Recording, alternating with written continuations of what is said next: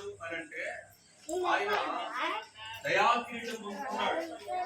లోకాసువార్త 2వ అధ్యాయం 52వ వచనంలో రాయబడిన దయాకిరీటం. 2 కిరీటాలు కావాలి. ఒకటే మనుషులిచ్చే దయా కిరీటము, రెండవది దేవుడిచ్చే దయా కిరీటం. అది దేవుడిచ్చే దయా కిరీటం.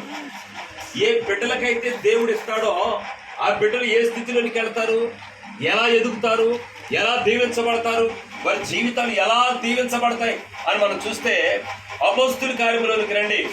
అపోస్తుల కార్యముల గ్రంథం 6వ అధ్యాయంలోనికి వద్దాం. అపోస్తుల కార్యముల గ్రంథము 7వ అధ్యాయం. అపోస్తుల కార్యముల గ్రంథం 7వ అధ్యాయము 9వ వచనం నుండి చదువుకుందాం. మత్సరపడి అమ్మివేసిరి గాని దేవుడు అతనికి తోడయుండి అతని శ్రమలన్నిటిలో నుండి ఆగండి. ఇక్కడ